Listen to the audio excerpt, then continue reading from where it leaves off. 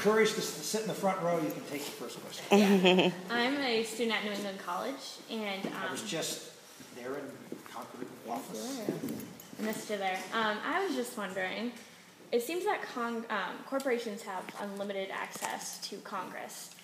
I was just wondering what steps you would take to stop corporate cronyism from corrupting our government and our economy.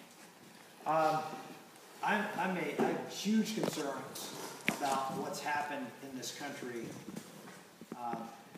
and it's very much so among certainly Democrats and increasingly among Republicans with this cronyism that we see. I can tell you, when I served in the Senate, you have a lot of contentious issues, but the ones that I just absolutely hated, they were the hardest to decide. People say, well, voting to go to war, was it a hard decision? It was not a hard decision. It was a weighty decision.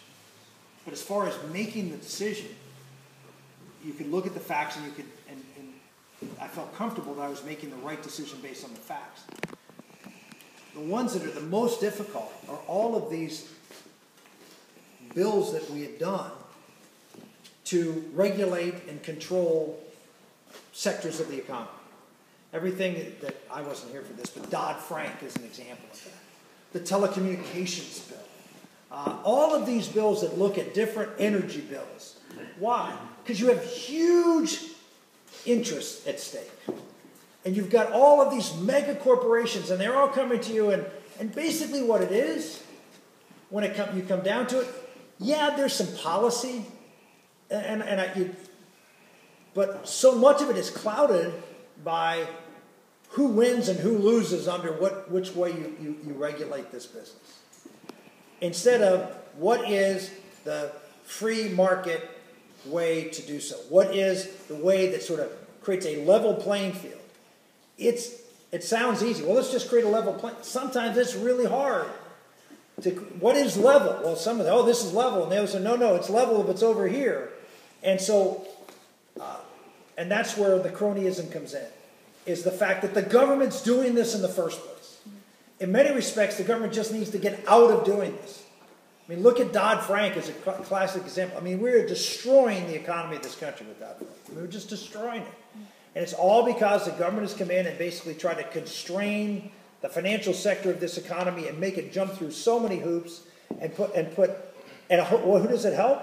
It helps the big guys. I think I read today that since Dodd-Frank, only 2 banks have been chartered. 2. And we've lost over 1,000 banks. And 2 have been chartered. What does that tell you? So it tells you that the big banks won because they were able to go along with all of this huge amount of regulation, which simply they just hire another person. It's no big deal. If you're a small bank, I mean, you have 5 employees, 10 employees, you hire another person, that's a huge burden versus, Citibank. Mm-hmm. That's the problem. And so I think it comes back to what the federal government needs to get out of and trying to I hate to say deregulate, because there's still regulation. It's just not regulation that favors one group, the big guys over the little guys. And here's the misnomer in American politics, is that the Democratic Party has become the party of the big guys. They are the party of big corporations. Big corporations now give more money to Democrats than they do to Republicans. They do. Why? Because the big corporations have figured out big government is good for them. Because big government crushes the little guy. Little innovative guy is the guy nipping at their heels. They don't want anything to do with that guy. And if big government come in there and make things really complicated, make things really difficult, we can handle complexity, right? It's the little guys that can't. And the banking industry is a classic example of that. But it's also happened in telecommunications. We just eliminate innovation. We do it in medicine, with pharmaceutical companies. We eliminate innovation because we make it so costly. How much it costs to get a drug approved by the FDA? It's $1 billion, maybe more.